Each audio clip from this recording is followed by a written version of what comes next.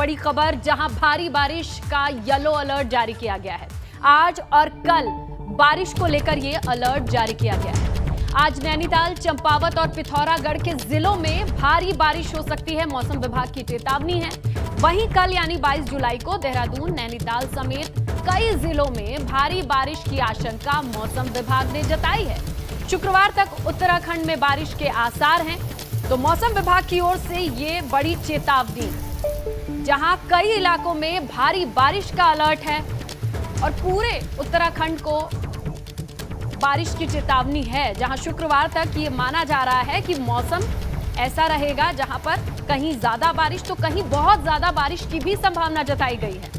और लगातार हो रही बारिश के बाद पहाड़ों की स्थिति कैसी है, इस पर लगातार हमारी नजर बनी रहती है। हम तमाम तस्वीरें आपको दिखाते हैं, लेकिन इसी बीच मौसम विभाग की ये बड़ी चेतावनी है जिसे बेहद गंभीरता से लेना होगा। तमाम आपदा तंत्र को चुस्त दुरुस्त रहना होगा, क्योंकि मौसम विभाग ने ये साफ कर दिया है कि आज और कल 13 ऐसे जिले हैं जहां पर जरूरत से ज्यादा सतर्क रहना होगा। ज्यादा बारिश की चेतावनी है। नैनीताल, चंपावत और पिथौरागढ़ में बारिश के आसार हैं। रविवार रात से रुक रुक कर लगातार जो बारिश हो रही है, इससे अभी राहत मिलती नजर नहीं आ रही है, क्योंकि मौसम विभाग ने येलो अलर्ट जारी कर दिया है और कहना है कि अभी इतने जल्दी बारिश से निजात नहीं मिलने वाली है। शुक्रवार तक उत्तराखंड में बारिश के आसार हैं। 200 से ज्यादा सड़कें बंद हैं, 80 पुलों का काम रुका हुआ है, जगह जगह से भूस्खलन की तस्वीरें आ रही हैं, नदियों का रौद्र रूप है। तो वो तमाम चीजें जो बारिश से जुड़ी हुई हैं, इस लिहाज से ये बेहद अहम खबर, क्योंकि आपातकाल में हमें आपको सावधान रहना होगा। लगातार बारिश अभी थमने वाली नहीं है, मौसम विभाग ने ये स्पष्ट कर दिया है। देहरादून से हमारे सहयोगी रवि कैंतुरा हैं। रवि, बताइए, देखिए अभी राहत मिलती नजर नहीं आ रही है किसी तरीके से। शुक्रवार तक पूरे उत्तराखंड में कहीं ना कहीं अलर्ट है ये। बिल्कुल स्नेहलता, देखिए, क्योंकि इस वक्त अगर देहरादून की बात करें तो यहाँ पर भी झमाझम बारिश का सिलसिला आधी रात से शुरू है, और पहाड़ी इलाकों की अगर बात करें तो वहाँ पर भी लगातार बारिश जो है बरस रही है। करीब 18 जुलाई से बारिश की शुरुआत, जो तेज़ बारिश की शुरुआत उत्तराखंड में हुई है, उसके बाद बहुत सारी दुश्वारियाँ भी पैदा हो गई हैं। कई सड़क टूटे हुए हैं, लिंक मार्ग टूटे हुए हैं और राष्ट्रीय राजमार्ग भी पूरी तरीके से बाधित हैं। ऐसे में अभी भी अगर हम आगे की बात करें तो हम अपने दर्शकों को बता दें कि अभी भी बारिश से राहत नहीं है और अभी भी 23 से 24 जुलाई तक जो है लगातार इसी तरीके की बारिश उत्तराखंड में बनी रहेगी। तो चाहे मैदान हो चाहे पहाड़ हो, लगातार बारिश है। लेकिन कुछ जिले ऐसे हैं जहां पर संवेदनशील है बारिश के लिहाज से। उनमें अगर हम कुमाऊं क्षेत्र की बात करें तो चंपावत है, पिथौरागढ़ और नैनीताल, इन जिलों में अभी भी भारी बारिश का अलर्ट मौसम विभाग का जारी है। और गढ़वाल क्षेत्र की अगर बात करें तो देहरादून, पौड़ी, उत्तरकाशी और चमोली, इन जिलों में भी भारी बारिश कहीं कहीं हो सकती है। तो ऐसे में इन जिलों की जिनका हम जिक्र कर रहे हैं, वहाँ पर लोगों को सतर्क रहने की जरूरत है। खासतौर पर आपदा प्रबंधन तंत्र की अगर हम बात करें तो उनकी तैयारियां पूरी हैं। खुद मुख्यमंत्री ने भी आपदा प्रबंधन तंत्र में जाकर जो है इन सब चीज़ों का जायजा लिया और दिशा निर्देश भी दिए हैं कि त्वरित कार्रवाई की जाए। कहीं पर भी किसी तरीके की कोई अप्रिय घटना होती है तो उस पर रेस्क्यू किया जाए, क्योंकि देवी आपदा है और इनको रोका नहीं जा सकता। लेकिन अगर किसी भी तरीके की ऐसी घटनाएं होती अच्छा रवि, कई जगहों से ऐसी भी खबर आ रही है कि जहां पर जरूर है जो राहत बचाव वाली टीमें हैं उनको पहुंचने में दिक्कत हो रही है। तो क्या इस बात का देहरादून में रिपोर्ट किया गया है कि अगर ऐसी स्थिति होती है तो क्या ऑल्टरनेट होगा, विकल्प क्या होगा? हाँ बिल्कुल, देखिए स्नेहलता, अगर बात करें तो कई जगह ऐसे हैं उत्तराखंड में जहां पर जो है राहत बचाव कार्य की टीमों को पहुंचने में भी देरी होती है। हालांकि ऐसे कुछ स्पॉट जो है पहले से चिन्हित होते हैं, चाहे वो पिथौरागढ़ के स्पॉट हो, उत्तरकाशी या चमोली, इन जिलों में जहां पर भी इस तरीके की आपदाएं आती हैं, बादल फटने जैसी घटनाएं होती हैं, पुलों के टूटने की संभावना होती है, तो वहाँ पर ऑलरेडी चाहे SDRF की जो टीमें हैं वो तैनात होती हैं, पुलिस बल तैनात होता है। कोई बड़ी घटना अगर होती है तो NDRF को भी बुलाया जाता है। लेकिन हाँ, कई जगह ऐसी हैं क्योंकि बड़ी दुश्वारियां होती हैं, पहाड़ों में जो है सड़क मार्ग हमने कहा कि बाधित हैं, और ऐसे में जो टीमें भी पहुंचेंगी तो कई जगह जो है पैदल रास्तों से जाना पड़ता है। हालांकि ऐसे जो कई विकल्प हैं वो पहले से इस दौर पर खोले जा चुके होते हैं कि SDRF की टीमें ऐसी जगहों पर जो संवेदनशील हैं वहाँ पर पहले से तैनात रहें। तो ये तमाम जिलाधिकारी जो है उनको निर्देशित किया गया है कि वो पूरी तरीके से अलर्ट मोड पर रहे, क्योंकि उत्तराखंड में जिन जिलों का हम जिक्र कर रहे हैं वो तो है ही, लेकिन 13 के 13 जिलों में कहीं कहीं भारी बारिश का अलर्ट है और ऐसे में सभी को जो है सतर्क रहने की सलाह दी गई है। तो ऐसे में पहाड़ों की अगर हम बात करें तो वहाँ पर जो बारिश हो रही है, बोल्डर्स गिर रहे हैं, लैंडस्लाइड की घटनाएं हैं, चाहे आपदा तंत्र हो या मौसम विभाग, इन दोनों की चीजों को बड़ी गंभीरता से सुनना होगा तमाम लोगों को, तभी जान सुरक्षित रह पाएगी, क्योंकि बारिश से अभी निजात या राहत मिलती तो नजर नहीं आ रही है। रवि, आपका शुक्रिया तमाम जानकारी के लिए। उत्तराखंड में मानसून से बिगड़े हालात को लेकर सीएम पुष्कर सिंह धामी ने एक समीक्षा बैठक की है। सीएम ने सचिवालय में अधिकारियों के साथ प्रदेश के मौजूदा हालात पर बातचीत की। इस दौरान मुख्यमंत्री ने अधिकारियों से अलग अलग जिलों की स्थिति के बारे में भी जानकारी ली। मीटिंग के जरिए जिलों के डीएम भी वीडियो कॉन्फ्रेंसिंग के माध्यम से जुड़े, उनसे भी जाना कि क्या क्या चुनौतियां हैं, उनसे पार कैसे पाना है। इन तमाम चीजों पर खुद सीएम ने नजर बनाई। आपदा काल में किसी प्रकार की भी जो है कम्युनिकेशन गैप नहीं होना चाहिए और तत्काल कहीं से भी कोई भी रिपोर्ट आने पर तुरंत वहाँ पर जो है सहायता के लिए पहुँचना प्रशासन को सुनिश्चित करना है। और साथ ही साथ जो हमारा मैंने ये आपदा प्रबंधन है, आपदा प्रबंधन विभाग को 24 घंटे दुरुस्त रहने के निर्देश दिए हैं। और साथ में बैठक में यह भी हमने कहा है कि कोई भी पेंडेंसी नहीं रखी जाएगी और जिलों में जो अधिकारी हमारे काम कर रहे हैं और जो समस्याएं जिलों की हैं वो जिलों पर ही जो है उनका समाधान होना चाहिए, वो यहाँ नहीं आनी चाहिए। 24 घंटे का अलर्ट रखा गया है और चाहे रात का 12 बजे 2 बजे कहीं पर भी कोई घटना होती तो तत्काल वहाँ पर राहत होनी चाहिए। बात रुद्रप्रयाग की करते हैं। बारिश की वजह से कई सड़कें बाधित हैं, तो वहीं केदारनाथ धाम में पुनर्निर्माण का काम भी रुका हुआ है। बद्रीनाथ और केदारनाथ हाईवे भी लैंडस्लाइड की वजह से कई जगहों पर बाधित है।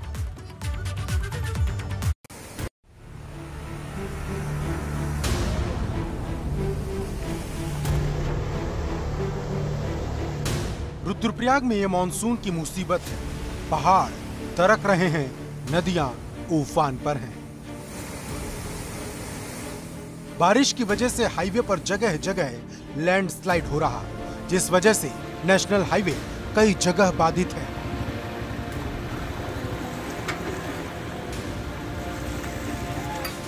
बद्रीनाथ और केदारनाथ हाईवे पर ऐसे कई डेंजर लैंडस्लाइड जोन बन गए हैं, जिनसे बारिश के मौसम में लगातार मलबा गिर रहा है।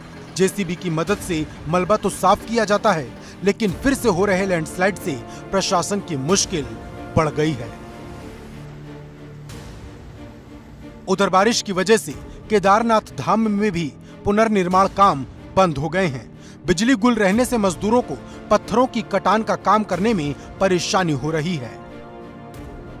केदारनाथ में चल रही कार परियोजना पिछले 2 दिनों से भारी बारिश की वजह से बाधित हो रही है। पिछले 2 दिनों से यहाँ ना लाइट आ पा रही है, ना लाइट की वजह से ना क्रेशर चल पा रहा है, ना स्टोन कटिंग मशीन चल पा रही है। इस वजह से कार परियोजना में की प्रोग्रेस में बाधा आ रही है और पिछले 2 दिनों से ना यहाँ लेवल लग पा रही है, ना कोई काम हो पा रहा है। पहाड़ों से गिर रहे मलबे की वजह से अब तो सड़क से आवाजाही करने में भी डर लग रहा। हालात ऐसे बन गए हैं कि कहा नहीं जा सकता कि कब मलबा आ गिरे। यही वजह है कि ऐसे रास्तों से गुजरते समय राहगीर भी डरे सहमे रहते हैं। एबीपी गंगा के लिए रुद्रप्रयाग से रोहित डिमरी की रिपोर्ट। और उधर मानसून सीजन आते ही हल्द्वानी में सूखी नदी उफान पर बहने लगती है। ऐसे में नदी को पार करके इलाकों में रहने वाले लोगों के लिए जीना बड़ा मुश्किल हो चुका है, क्योंकि लोग शहर तक आने जाने के लिए इसी नदी को पार कर रहे हैं। जान का खतरा लगातार बना है।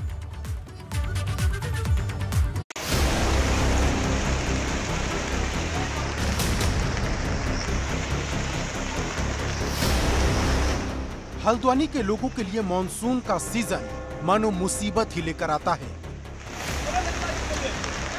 भारी बारिश के बाद गोलापार की सूखी नदी उफान पर आ गई, जिस वजह से लोग जान जोखिम में डालकर नदी पार कर रहे हैं।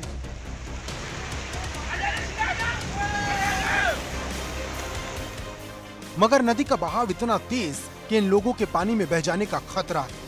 ये हाल तब है जबकि नदी को पार करते समय कई लोग बह चुके हैं, मगर मजबूरी ऐसी कि लोग कोई भी खतरा मोल लेने से नहीं डरते। एहतियात के तौर पर नदी किनारे पुलिसकर्मी गश्त कर रहे हैं ताकि लोगों को ऐसा करने से रोका जा सके। जो संबंधित विभागों के साथ समन्वय किया गया है, पीडब्ल्यूडी हो चाहे फॉरेस्ट हो या फायर सर्विस हो, उनकी टीमें त्वरित रूप से वहां पे एक्शन करेंगी। लोगों से ये अपील की जा रही है कि इस भारी मानसून के समय पे पहले से ही ये चेक कर लें कि ये संबंधित मार्ग बंद तो नहीं है या कहीं पे मार्ग अवरोधित हैं या क्षतिग्रस्त हैं। इनका जरूर पता करने के बाद ही घर से निकलें। हर रोज उफनती लहरों से सामना होता है। ग्रामीण हर साल सरकार से मदद की गुहार लगाते हैं, लेकिन सरकार है कि इस ओर ध्यान नहीं देती। ग्रामीणों का कहना है कि अगर इस जगह पर पुल बन जाए तो वो आसानी से शहर जा सकेंगे। एबीपी गंगा के लिए हल्द्वानी से अंकित शाह की रिपोर्ट। उधर हल्द्वानी से ही मॉनसून के मुसीबत की एक और खतरनाक तस्वीर सामने आई है। कुछ लोग बरसाती नाले को पार करने की कोशिश कर रहे थे, मगर ये उनकी कोशिश जान पर आफत लेके आई। ये रिपोर्ट देखिए।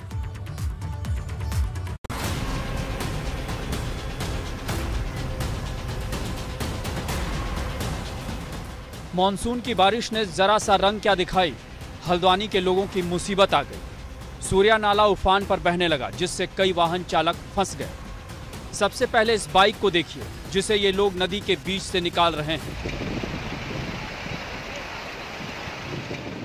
बाइक सवार बरसाती नाले के बीच से बाइक निकालने की कोशिश कर रहा था, मगर उसकी ये कोशिश जान पर आफत बन गई। गनीमत रही कि नदी में बहने के बावजूद बाइक को निकाल लिया गया। अब आपको दिखाते हैं आखिरकार यहाँ वाहन चालक फंसते क्यों। दरअसल बारिश बढ़ने के साथ बरसाती नाले में पानी बढ़ जाता है, जिस वजह से वो सड़क के ऊपर से बहने लगता है। वाहन चालक इसके बीच से निकलने की गलती करते हैं और वो पानी में बह जाते हैं। इस जीप के साथ भी यही हुआ था। चालक की जल्दबाजी की वजह से जीप बरसाती नाले के उफान में फंस गई, जिसे अब ट्रैक्टर से निकालने की कोशिश की जा रही है, मगर पानी का बहाव इतना तेज है कि उससे किसी गाड़ी को बाहर निकाल पाना बेहद मुश्किल है। बरसात के सीजन में सूर्या नाला इसी तरह से रौद्र रूप में बहता है, जिस वजह से यहां से गुजरने वाले नागरिकों की मुश्किलें बढ़ जाती हैं। ऐसे में जरूरी है कि इसके बहाव के बीच से वाहन निकालने की गलती ना करें, वरना अंजाम इस बाइक और जीप सवार की तरह ही होगा। एबीपी गंगा के लिए हल्द्वानी से अंकित शाह की रिपोर्ट। आइए बात पौड़ी की कर लेते हैं। पौड़ी में भी मूसलाधार बारिश के बाद एक बार फिर से जिले की कई सड़कें बंद हैं। ज्यादातर सड़कें लैंडस्लाइड की वजह से बाधित हैं। उधर जिला मुख्यालय को जोड़ने वाले कई लिंक रोड भी बंद हैं। बारिश की वजह से सबसे ज्यादा ग्रामीण इलाकों की सड़कें बंद हुई हैं। कई ग्रामीण इलाके ऐसे भी हैं जहां लोक निर्माण विभाग पीडब्ल्यूडी की टीमें अब तक सड़कों को खोलने पहुंच तक नहीं पाई हैं, तो वो रास्ते लंबे वक्त से बंद पड़े हैं।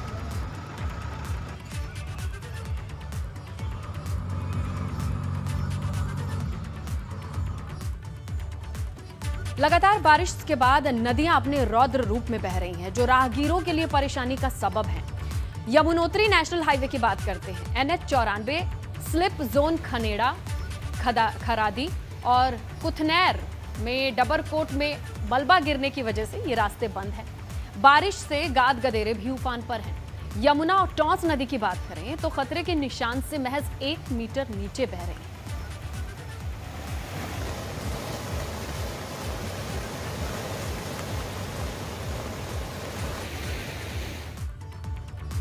अल्मोड़ा की भी तस्वीर कुछ अलग नहीं है। लगातार बारिश ने मुश्किलें बढ़ा रखी हैं, जिसे लेकर जिले के प्रभारी मंत्री बिशन सिंह चुफाल ने मीटिंग की और अधिकारियों को निर्देश दिए कि ऐसी सभी जगहों पर जेसीबी तैनात की जाए जहां पर भूस्खलन का खतरा है।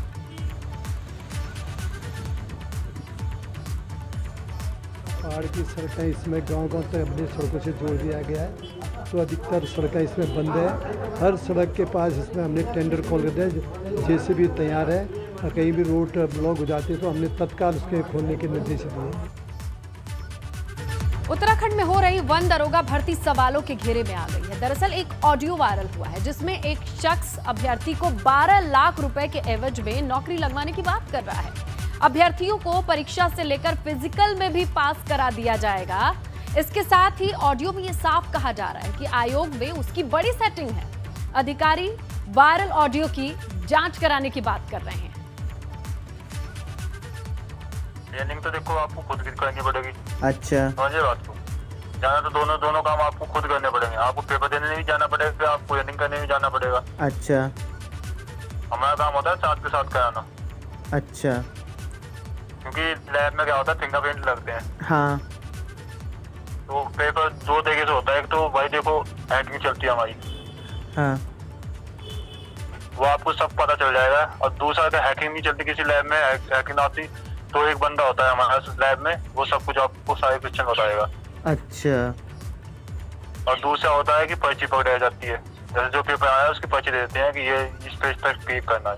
अच्छा। आप वहाँ आके मैचिंग कर सकते हो, देख सकते हो, उसके बाद पेमेंट करना होता है। ये नहीं कि आपको पेमेंट पहले दे दिया, फंसा दिया पेमेंट। इसकी औपचारिक जानकारी हमें एक ईमेल से मिली है कि एक ऐसा ऑडियो चल रहा है कि जिसमें पैसा लेकर ऑनलाइन एग्ज़ाम में वो कह रहे हैं कि साहब हम हैकिंग से या किसी पर्ची के माध्यम से नकल करा देंगे। तो मैं ये कहना चाहता हूँ कि आयोग का एग्ज़ाम जो है बहुत रेपुटेड संस्था करा रही है और उनके द्वारा जो एग्ज़ाम हो रहा है उसमें इस तरह के इंटरवेंशन नहीं हो सकता है। फिर भी जो ये बदनाम या दूसरी तरह से जो एग्ज़ाम सिस्टम में या आयोग की या राज्य सरकार की छवि को धूमिल करने का मामला बनता है तो उसकी ज़रूर हम साइबर सेल या कोई जो उपयुक्त फोरम आयोग निर्णय लेगा उस पर हम जांच कराने के लिए रिक्वेस्ट करेंगे। अब बात कर लेते हैं काशीपुर की, जहां जसपुर इलाके में जल भराव के कारण नदियों की साफ सफाई करते वक्त कांग्रेस विधायक आदेश चौहान का एक वीडियो वायरल हो रहा है। इस वीडियो के बाबत पूछने पर विधायक आदेश चौहान ने एबीपी गंगा से कहा कि नगर पालिका तली झाड़ सफाई के नाम पर पैसे का बंदरबाट करती है। नालियों से कीचड़ न के बराबर साफ होता है। नगर पालिका के अधिकारियों को कई बार कहा गया पर नतीजा कुछ सामने नहीं आता है।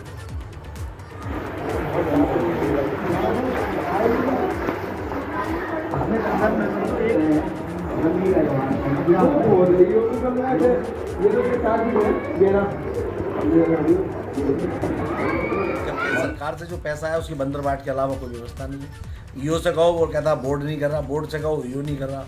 मैं तो ये नहीं समझ पा रहा कि उस कार्य को करेगा कौन। आपने पूरे जसपुर की दुर्दशा तो बता दी, लेकिन इसका दोषी कौन है? नहीं, मैं तो खुद ये कह रहा हूँ कि भाई ईओ, मेरा जो कहने का है, मैं ईओ से कहूँगा या एचएम महोदय से कहूँगा।